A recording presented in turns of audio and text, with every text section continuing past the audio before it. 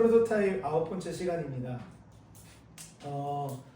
사도행전의 말씀이 우리 교회에 정말 적용되기를 축복합니다. 그리고 말씀 속에 있는 이 교회를 향한 하나님의 목적과 그 의도가 유연해임 처치 가운데 풍성하게 풀어지기를 또한 축복합니다. 오늘은 예루살렘에서 시작되었던 이 초대교회가 교회가 아니라 안디옥 교회를 통해서 프로토타입을 확인함으로 하나님께서 유연해임 처치에게 원하시는 뜻이 발견되고 우리에게 새겨지는 시간 되기를 다시 한번 축복합니다.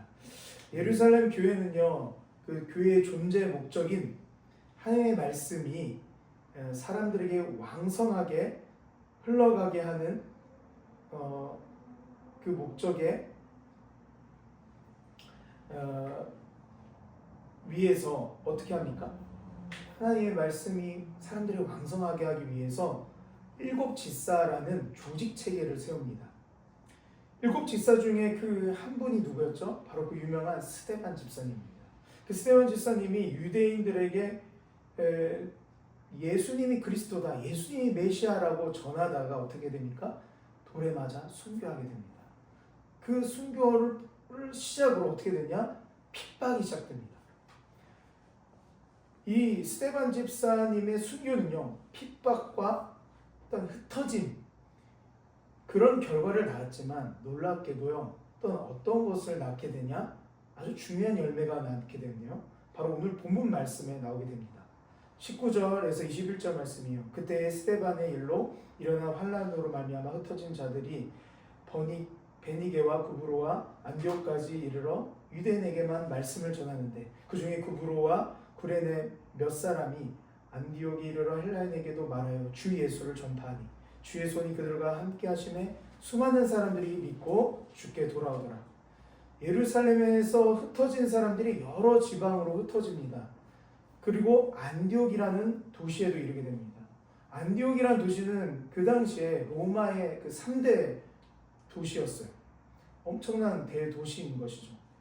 그 도시에 있는 유대인뿐만 아니라 그 도시에 있는 헬라인에게도요, 복음이 전해져서 수많은 사람들이 주께 돌아오는 역사가 나타납니다. 스데반 집사님의 순교와 핍박, 그리고 흩어짐, 그런 결과들 뿐만 아니라 그 스데반 집사님의 순교는 교회를 낳게 되는 것을 볼 수 있습니다. 수많은 교회들이 생기게 된 것이죠. 복음을 위해 우리가 맞이하고 있는 이 고난, 혹은 우리가 앞으로 맞이하게 될 이 어려움은요, 하나님의 몸된 교회를 낳게 되는 역사가 되길 축복합니다. 여러분 안에 있는 고난, 여러분 안에 있는 어려움이 여러분 교회가 세워지는 역사로 하나님이 사용하시길 축복합니다. 아무튼 안디옥 교회가 탄생합니다. 이 교회는 다문화, 다국적 교회였어요. 교회가 세워졌다는 소식을 듣고 이 모 교회죠, 처음 시작된 교회, 이 바로 초대교회 예루살렘 교회는요, 바나바라는 목회자를 파송합니다. 바나바는 아주 훌륭한 사람이었어요. 영성과 실력을 갖춘 리더였습니다. 이런 좋은 사람을 예루살렘 교회는 자기들에게 유익할 수 있으니까 자기들이 가지고 있는 것이 아니라 기꺼이 이 리더를 흘려보냅니다. 그곳으로.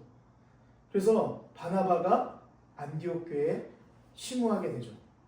그리고 나서 바나바가 안디옥 교회에 있었을 때 이 안디옥 교회에서 단독 사역자로 있는 것이 아니었어요. 공동 목회할 사람을 세우는 장면이 나옵니다. 바로 다메섹에 향해 나아가던 그 길에 살아계신 예수님을 만나 회심한 바로 사울입니다.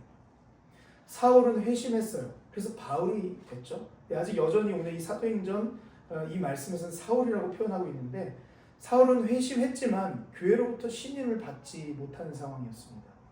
워낙 이 교회에 극악무도한 일들을 했죠. 그렇기 때문에 사울은요, 고향 다소에서 짱박혀 살고 있었어요. 바나바는 그 사람, 그 짱박혀 있는 사울이라는 사람을 끄집어내서요, 공동 목회자로 함께 동역하게 됩니다. 여러분, 사람을 세우는 것, 이것은 참으로 중요합니다. 유엔엠 처치도 사람을 세우는 교회가 되기를 축복합니다. 짱 박힌 자들, 눌려있는 자들, 포로된 자들 끄집어내주고 부르고 초대하고 그러고 나서 그들이 사명을 가지게 하고 그들이 꿈과 비전을 품게 하고 그래서 하나님께 쓰임받는 자들로 세우는 교회가 되기를 축복합니다. 그렇게 바나바는요 사울을 그렇게 끄집어내서 함께 공동 목회를 시작합니다. 1년간 사람들에게 하나님 나라와 예수님을 가르쳤어요. 그러고 나서 어떻게 됩니까? 큰 무리가 되었다. 수적 부흥이 있게 되었고 이뿐만 아니라 처음으로 그리스도인이라는 별명을 세상으로부터 얻게 됩니다. 그냥 평범한 사람들이 아니었다는 것이요. 특별한 별명, 그리스도인이라는 별명. 예수 그리스도의 사람들로서의 분명한 확실한 정체성과 라이프 스타일이 그 안디옥 교회에게 선명하게 세상 사람들의 눈에 보였다는 것이요. 자신과는 다른 예수님 믿는 자들의 특별함이 있기 때문에 별명을 줍니다. 우리가 별명을 줄 때 그 사람의 이름이 특별하면 그 이름 갖고 혹은 그 사람의 외모 갖고 우리가 별명을 붙여주지 않습니까? 안디옥 교회의 별명은 세상 그리스도인들이다. 이 메시아를 쫓는 사람들이다. 메시아를 믿는 사람들이다. 그리스도라는 것을 따르는 사람들이다. 우리와는 너무 다른 그 특별한 삶, 다른 정체성을 보였기 때문에 그런 별명을 붙이게 된 거죠. 거룩하게 구별된 삶을 살았다는 것이요. 안디옥 교회 사람들은요 세상과는 다른 흐름을 보여주었다는 것이요. 그렇다면 이런 삶을 살았다는 것은 그들에게는 영적인 부흥이 안디옥 교회에 있었다는 것입니다.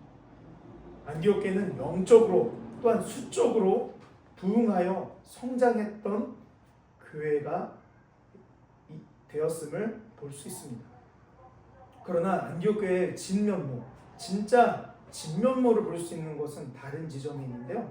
바로 안디옥 교회가 성장하는 교회를 넘어서 아주 성숙한 교회구나 라고 나타낸 사건이 오늘 본문 마지막 부분에 나오는 부분에 있습니다. 28절 말씀에 이렇게 나와 있습니다. 그 중에 아가보라는 한 사람이 일어나 성령으로 말하되 천하에 큰 흉년이 들리라 하더니 글라우디오 때에 그렇게 되니라. 아가보라는 사람이 있는데 한 가지 예언을 하죠. 글라우디오 황제 시기에 세계적인 흉년이 있을 것이라는 예언입니다. 근데 그 예언이 성취되어서 세계적인 흉년이 오게 되죠. 여러분, 한 나라 혹은 한 도시에 발생한 위기의 영향은요, 교회에게도 큰 영향을 미치게 됩니다.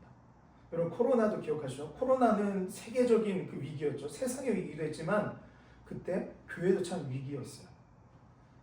만약 우리 한국의 경제 상황이 어렵잖아요. 그럼 한국 교회의 재정의 상황도 참 어려워지기도 합니다. 한마디로 나라와 도시의 위기는 곧 교회의 위기와 맞물리게 되죠. 왜냐하면 우리가 살고 있는 땅, 우리가 살고 있는 사회가 이 교회가 그 속에 있기 때문입니다. 교회가 그 사회 속에, 그 세상 속에 있기 때문에 세상의 위기에 영향받게 되죠. 이 세계적인 큰 흉년이 닥쳤으니 당연히 안디옥 교회도 그리고 예루살렘에 있는 그 초대교회도 위기가 닥치게 됩니다. 그러나 안디옥 교회와 예루살렘 교회의 상황은 달랐을 것입니다. 안디옥은 수적, 영적 부흥이 있었습니다. 그리고 안정적인 상황이었죠. 그러나 예루살렘 교회는 어떤 상황이죠? 순교 위에 핍박받는 상황이에요. 그리고 사람들이 많이 흩어졌어요. 엄청 불안정한 상황 속에 있는데 분명히 그런 상황 속에 있으니까 그냥 그런 핍박 속에 있는 그 그리스도인들은 유대 사회, 예루살렘 속에서 경제적인 기반도 제대로 갖추지 못하고 경제적 기반을 갖추더라도 굉장히 위축되어 있고 축소되어 있을 것입니다. 경제적 위기가 이미 있었을 것입니다. 그리스도인이 그 사회적, 경제적 활동을 할 수 없었을 것입니다. 그런데다가 흉년까지 온 상황이 바로 예루살렘 교회 상황이죠. 안디옥 교회는 수적, 영적 부흥이 있어요. 흉년이 왔어도 그 대도시이고 나름 안정적인 상황 속에서 맞이한 흉년이었지만 예루살렘 교회는 극한의 위기였던 것입니다. 그래서 29절 30절 이렇게 나오죠. 제자들이, 이때 제자들은 안디옥 교회의 그 제자들이죠. 제자들이 각각 그 힘대로 유대에 사는 형제들에게 부조를 보내기로 작정하고 이를 실행하여 바나바와 사울의 손으로 장로들에게 보내니라. 안디옥 교회는요 이런 어려움 속에 있는 예루살렘 교회에 재정을 흘려보내기로 작정합니다. 말씀에서는 부조를 보내기로 작정했다고 합니다. 여기서 부조는 헬라어로 디아코니아라고 합니다. 디아코니아 많이 들어보셨죠? 디아코니아는 주요 뜻은 뭐냐면 봉사 혹은 섬김이에요. 코이노니아 하면 그죠, 교제하다, 서로 친목, 서로 교제하는 거고, 디아코니아는 봉사, 섬김 이런 겁니다. 그래서 봉사, 섬김. 안디옥 교회는 재정을 흘려보냄으로써 섬기기로 결정한 것이에요. 섬김을 행하기로. 그래서 실제로 펀드를 모금해서 예루살렘 교회에 플로잉을 합니다. 안디옥 교회의 플로잉은 단순히 누군가에게 선행을 베푼 이야기가 아니에요. 참 착한 일 했네 라고 기록된 것이 아닙니다. 이것은요 안디옥 교회의 별명처럼 그리스도인, 그 그리스도인이 그리스도인한 이야기입니다. 이것은 그리스도인의 존재 방식에 대한 이야기이며 교회의 존재 방식에 대한 이야기입니다. 그리스도인 혹은 그리스도인들이 모인 이 공동체의 정체성을 드러내는 말씀이 오늘 말씀인 것이에요. 안디옥 교회를 통해 발견할 수 있는 우리의 교회의 프로토타입은요, 교회는 펀드가 아니라 플로우로 존재한다는 것입니다. 여러분, 펀드가 뭐죠? 펀드는 보통 기금, 자금, 축적된 재정을 말해요. 돈이 모아진 것, 펀드레이징이라고 하잖아요. 돈을 모을 때 펀드레이징이라고 하잖아요. 모아진 재정, 축적된 거예요. 축적되고 쌓이고 고인 것을 말해요. 펀드라는 것은. 근데 여러분, 축적되고 쌓이고 고이면 많은 것이 있으면 좋겠지만 무엇이든지요, 축적되고 쌓이고 고이면 부패합니다. 대표적인 것이 바로 사회이죠. 사회는 물이 들어오기만 하고 빠져나가지 않는 구조예요. 물이라는 것은 분명히요, 모든 생명체의 대부분 이거는 생명을 가져다주는 아주 좋은 것이죠. 물이란 건 참 좋은 것인데, 생명을 주는 것인데, 이것이 흐르지 않고 쌓이고 고이면요 죽음뿐이라는 것이죠. 아무리 좋은 것이라도 쌓이고 축적되고 고이면 부패한다는 것이죠. 사회라는 말처럼 죽음의 바다가 됩니다. 생명체가 살 수 없는 그 바다. 특별히 재정이 모이는 곳들, 예를 들어 기업, 정부, 세금을 걷는 정부 혹은 많은 돈을 버는 대기업, 이런 기업들이나 정부같이 돈이 모이는 곳에는요 여러분, 비리와 부정이 끊임없이 나오는 것을 우리가 뉴스로 확인할 수 있습니다. 심지어 교회일지라도요, 돈이 막 모이고요, 혹은 막 돈이 모이니까 부동산도 막 모아지고 이러면요, 많은 경우에 분쟁이 일어나고 갈등이 일어나고 비리들이 일어납니다. 아마 여러 가지 교회에서 발생했던 이야기들, 사건들을 들어보신 경험이 있을 것입니다. 펀드라는 것은요, 기업의 존재 방식이에요. 기업의 최고의 목적이 뭐죠? 이익을 쌓는 거죠. 수익을 내는 거죠. 이익을 내야 합니다. 돈을 모아야죠. 교회도 이익을 내고 돈을 모으면 교회가 아니라 뭐가 되는 거죠? 기업이 되는 것이에요. 지금의 교회가 비판받고 비난의 대상이 되는 이유는요, 기업과 다를 바 없기 때문입니다. 교회가 사람이 모이고 돈이 모아지면 아무리 예배드리고요, 아무리 기도회를 하고 있고 맨날 찬양을 드리고 있어도요, 세상은요 교회를 보고 교회로 안 보고요, 기업으로 보게 됩니다. 많은 예를 들어 교회의 비리를 취재한 다큐멘터리, 유튜브 이런 거 보면 댓글 보면 뭐예요? 목사들이나 기업이나 이런 일반적인 거랑 똑같다. 다 뭐 사업하는 거냐, 기업하는 거냐, 회사 꾸리는 회사나 다를 바 없다. 이런 식으로 댓글을 다는 것을 볼 수 있습니다. 그렇게 보는 거죠. 어떻게? 교회가 펀드의 방식으로 살게 되면 그렇습니다. 그런데 안디옥 교회는 펀드의 방식이 아니라 플로의 방식으로 존재했습니다. 그렇기 때문에 안디옥 교회는 세상의 기업들과 다를 바 없는 곳이 아니라 세상으로부터 그리스도인들이다 라는 별명을 얻은 것입니다. 저기는 사람이 모이고 돈을 쌓는 기업이 아니라 저 안디옥 교회는 저기 진짜 그리스도인, 예수님의 미친 사람들, 예수의 공동체구나, 교회이구나 라고 평가하게 된 것이죠. 여러분, 다시 한번 기억합시다. 교회는 펀드가 아니라 플로우로 존재합니다. 그렇다면 플로우는 무엇이죠? 흘려보내다는 뜻이죠. 준다는 거예요. 받는 것이 아니라 주는 것입니다. 그리스도인은요, 흘려보내는 자입니다. 어디로부터 어디로 흘려보내는 걸까요? 하나님에서부터 세상으로 흘려보내는 것입니다. 하나님과 세상의 통로가 되는 것이죠. 하나님에서부터 세상으로. 여러분, 단순한 선행은요, 그냥 나로부터 시작해요. 나로부터. 그러나 그리스도인은요, 그리스도인이 착한 일을 한다, 선한 일을 한다 했을 때는요, 그리스도인 그 사람으로부터가 아니라요, 하나님으로부터 시작하는 것입니다. 우리 같은 일을 하더라도, 같은 착한 일을 하더라도 다른 것은 일반적인 사람은 내가 착한 일을 한 거야 라고 하지만 그리스도인 이렇게 생각하면 착한 일을 해야 되죠. 하나님으로부터 온 것을 난 저 사람에게 베푸는 것이다 라는 것으로 해야 돼요. 시작점이요, 내가 아닌 하나님인 것이에요. 하나님인 것입니다. 시작점을 자꾸 나로 두면 어떤 일을 발생하냐면요, 두렵게 됩니다. 왜냐하면 나는 아무것도 없고 미미하기 때문에 이내 고갈되고 바닥나고 지칩니다. 선행이든 사역도 마찬가지예요. 내가 한다, 나로부터 뭔가 저 사람에게 한다, 나로부터 교회의 어떤 공동체를 한다, 나로부터 어떤 미니스트리를 한다 라고 하면요, 반드시 두려움에 빠지고요, 고갈되고 지칩니다. 왜냐? 나로부터는 나는 아무것도 한계가 있기 때문이죠. 아무것도 없고 바닥을 치고 맙니다. 그러나 플로의 시작점을요, 내가 아니라 하나님으로 제대로 두고 생각한다면 어떻게 되겠습니까? 시작점이 하나님이다. 우리 하나님 어떤 분이시죠? 우리 하나님은 부유한 분이십니다. 우리 하나님은 풍성하신 분이십니다. 우리 하나님은 전능하신 분이십니다. 그렇다면 우리가 그분을 바라보며 플로의 시작점을 하나님으로 둘 때에 우리의 플로우는 염려하지 않게 됩니다. 우리의 플로우가 지치지 않게 됩니다. 다시 말해 우리의 선행과 우리의 사역과 우리의 섬김이 지치지 않게 됩니다. 왜냐? 그 시작점이 내가 아니라 영원하시고 완전하시며 부유하시며 풍성하신 그 전능하신 하나님부터 시작된 것이기 때문입니다.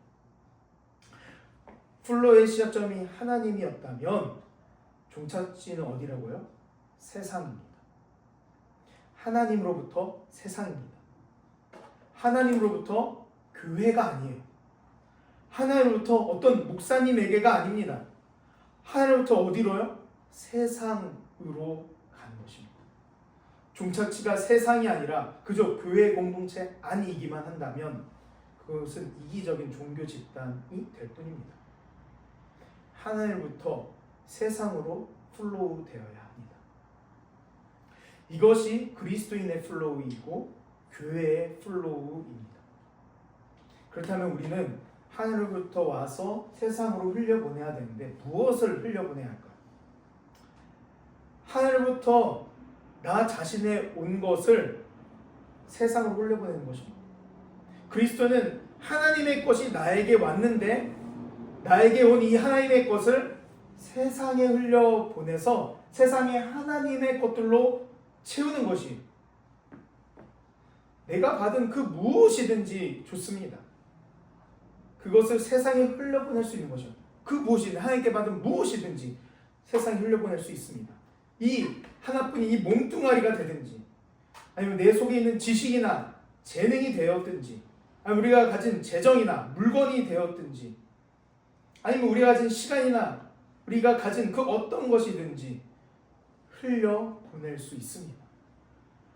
그리고 무엇보다도 우리가 받은 것이 무엇입니까? 우리 안에 보물이 있죠. 우리 안에 보화가 있습니다. 아주 가장 귀한 보화예요. 바로 하나님의 아들 예수 그리스도입니다. 그 복음입니다. 이 복음이 우리 안에 있습니다. 우리 안에 하나님으로부터 흘러들어왔어요. 하나님은 하나님 전부를 우리에게 주셨습니다. 우리는 그 복음을 흘려보내야 합니다. 다시 한번 정리하자면 교회의 프로토타입, 교회는 펀드라는 축적으로 존재하지 않고 교회는 플로우로서 하나님부터 받은 것을 세상으로 흘려보냄으로써 존재합니다.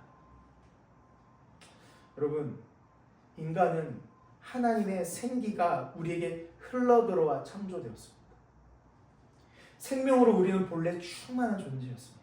생명의 하나님과 동행했던 존재였습니다. 그러나 교만을 선택하였고 스스로 자기 자신으로부터 자기 생명과 자기 인생을 컨트롤하려고 선택하는 순간 이것은 하나님을 거역한 일이 되었고 결국 우리는 우리 스스로 생명을 창출하지 못해서 오히려 우리 속에는 악한 말과 악한 행동과 악한 생각들을 배출하는, 그래서 죽음에 처한 죄인이 되었습니다. 사해바다 같이 탐욕이 고이고 고여 생명 없는 삭막한 존재가 되었습니다. 그러나 하나님은 죽음으로 꽉 막혀 있고 고여 있는 우리의 존재를 구하시기로 결정합니다. 왜냐? 죽음에 처한 우리를 너무나도 사랑하시기 때문에. 그래서 하나님은 아낌없이 아들을 흘려 보내주셨습니다. 그리고 하나님 아들 예수님이 이 땅에 오셔서 어떤 일을 하셨죠? 사랑을 흘려보내셨어요. 만나는 사람의 치유를 흘려보내셨습니다. 마가복음 10장 45절 말씀이에요. 인자가 온 것은 섬김을 받으려 함이 아니라 도리어 섬기려 하고 자기 목숨을 많은 사람의 대속물로 주려 함이니라. 사망 가운데 있는 우리를 위해 십자가에 매달려 죽으심으로 우리를 위해 아낌없이 피 흘려 주셨습니다. 우리의 사망을 뒤집어 쓰신 예수님은요, 사망 권세를 이기시고 또한 부활하셨죠. 그렇게 죽음이 생명으로 바뀔 수 있다는 것을 보여주신 것입니다. 그래서 죽음으로 충만한 죄인인 우리가, 우리의 인생이 예수 그리스도의 십자가 부활로 말미암아 생명이 흘러 들어갈 수 있게 되었음을 그 십자가 부활을 통해 보이시고 그 길을 열어주셨습니다. 우리 주 예수님으로 말미암아 에덴 동산, 그 생명의 하나님과 동행했던 그 삶, 그 하나님과의 온전한 관계, 그 하나님과의 그 온전한 통치 속에 있던 그 하나님 나라가 이 땅 가운데 예수 그리스도로 말미암아 시작되었습니다. 주 예수를 믿는 모든 자마다 멸망치 않고 영원한 생명을 흘려받아 얻게 되었습니다. 우리는 하나님으로부터 영원한 생명을 얻게 된 자들입니다. 우리는 완전한 사랑을 입은 자입니다. 우리 안에 흘러들어간 그 생명, 그 사랑을 우리는 다 받아낼 수 없을 정도로 흘러넘치는 생명이요, 흘러넘치는 사랑입니다. 사랑하는 유언의원 여러분, 그리스도인은 흘려보내는 자입니다. 하나님께서 여러분에게 무엇을 주셨습니까? 여러분 안에 무엇이 또한 쌓여 있습니까? 여러분, 우리 쌓여 있는 것, 우리가 하나님이 받은 것 세상에 흘려보냅시다. 여러분 안에 있는 재능을 흘려보내시길 바랍니다. 여러분 안에 있는 물질을 세상에 흘려보내시길 바랍니다. 구체적으로 누군가를 찾아가 함께함으로 시간을 또한 흘려보내시길 바랍니다. 또한 가정 안에서도 서로가 서로에게 여러분 어떤 걸 흘려보내고 계십니까? 혹시 비난과 불평을 흘려보내고 계십니까? 응원과 격려로 서로 사랑을 흘려보내는 가정이 되시길 주님으로 축복합니다. 또한 서로가 서로를 위해 기도를 흘려보내는 가정이 되기를 축복합니다. 우리는 참 다른 사람, 내 아픈 사람, 어떤 사건과 사고를 위해서는 기도하기 쉬운데 옆에 있는 사람은 기도하기가 참 쉽지가 않아요. 옆에 있으니까 좀 이렇게 제 아내를 위해서 기도할 때가 되게 오랜만에 가끔씩 기도하더라고요. 왜냐하면 당장 우리 가정에 놓인 문제나 뭐 사건이나 필요나 결핍을 해서는 늘 기도하는데 그 사람 자체를 놓고 기도하는 거는 오히려 다른 사람, 오히려 영준이나 서민에서 기도하는데 아내 은총이라서 못 기도할 때도 있는 것 같아요. 옆 사람을 위해서 기도하는 것, 그러니까 가정이니까 더 깊이 그 기도를 흘려보내는 가정이 되길 축복합니다. 또한 사랑하는 유언엠 여러분, 유언엠 처치가요 펀드가 아니라 플로우로 존재하기를 축복합니다. 안디옥 교회가 예루살렘 교회를 섬겼던 것처럼 우리도 때로는 하나님 나라 안에 한몸된 다른 교회들을 섬기는 교회가 되었으면 좋겠어요. 지금 이런 우리가 큰 무리는 아니지만 그러나 때로는 정말 우리가 더 어렵거나 아니면 정말 필요한 것들이 있다면 우리가 섬기는, 다른 교회를 섬기는 그런 안디옥 교회 같은 교회가 됐으면 좋겠습니다. 지금 우리가 흘려보내는 입장보다는 받는 입장이긴 해요. 저는 이 말씀을 준비하면서 난 뭘 흘려보냈나, 뭔가 흘려보내고 있긴 하겠지만 구체적이고 실제적인 것은 오히려 난 받는 입장인데, 난 너무 누군가의 흘려보냄으로, 수많은 흘려보냄으로 내가 지금 살고 있구나, 너무 감사하다라는 그런 감사가 절로 일어났는데, 아무튼 그러나 저는 한 가지 믿음이 있는 것은 우리의 존재 방식을요, 받는 자가 아니라 흘려보내는 것으로 살기로 결정할 때 하나님은 그렇게 살 수 있도록 우리를 받게 하시고 우리에게 흘려보내 주시고 흘려보낼 수 있도록 우리를 채워주시는 분인 줄 믿습니다. 우리의 가정을, 우리의 교회를 우리가 흘려보내기로 결정하고 작은 것에 흘려보내기 시작할 때 하나님은 채우시고 사용하실 줄 믿습니다. 그리고 UNM 처치는 한 영혼 한 영혼에게 플로우하는 교회가 되기를 축복합니다. 한 영혼의 필요를 알아봐주고 한 영혼의 갈급함을 주목하며 그 영혼에게 사랑을, 섬김을 플로우함으로 한 영혼이 살아나고 소생되는 역사가 있기를 축복합니다. 또한 UNM 처치가 세상으로 플로우하는 교회가 되기를 축복합니다. 때때로 세상에 질병과 재난이 발생하여 구호가 필요할 때가 있죠. 예를 들어 수해가 났고 지진이 났고 아니면 어떤 화재가 났던 이런 재난들이 발생했을 때 우리가 때로는요, 모르겠어요, 이런 교회가 됐으면 좋겠어요. 그 현장에 가서 거기 막 치우는데, 예를 들어 수재민 그 집 치울 수 없어 막막한 사람들이 찾아가서 같이 집을 치워주고, 시장에 물이 찼으면 같이 그 흙바닥을 쓸어주는 그런 교회가 됐으면 좋겠습니다. 그것이 아니라면 우리가 그 구호금을, 기금을 마련해서 작은 것이라도 도와줄 수 있는 그런 교회가 됐으면 참 좋겠습니다. 그리고 무엇보다도 UNM 처치가 복음을 플로우하기 원합니다. 잠시만요.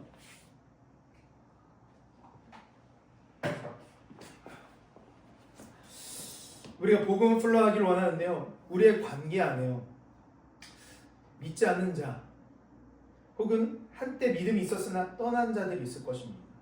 아니면 예배의 회복이 필요한 자들이 있지 않습니까?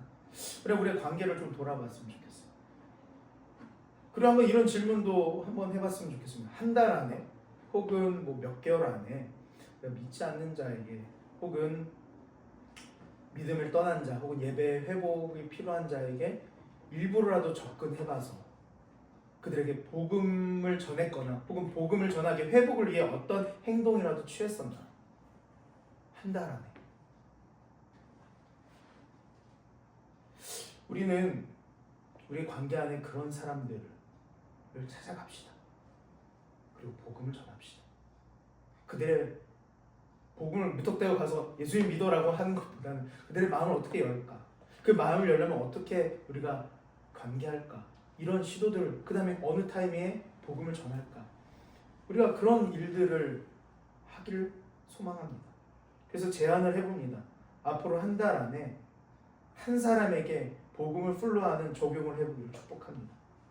그리고 그 복음을 플로우해본 스토리를 함께 나눠보는 간증이 우리 안에 나눠지기를 소망합니다. 그래서 우리가 받은 생명, 그 생명이 세상에 흘러감으로 UNM 처치가 교회 프로토타입 펀드가 아니라 플로로 존재하는 교회로 세워져 나가기를 주님의 이름으로 축복합니다. 그럼 이렇게 한번 서로 이야기해 봅시다. 흘려보냅시다. 흘려보냅시다. 사랑을 흘려보냅시다. 사랑을 흘려보냅시다. 예수님을 흘려보냅시다. 예수님을 흘려보냅시다.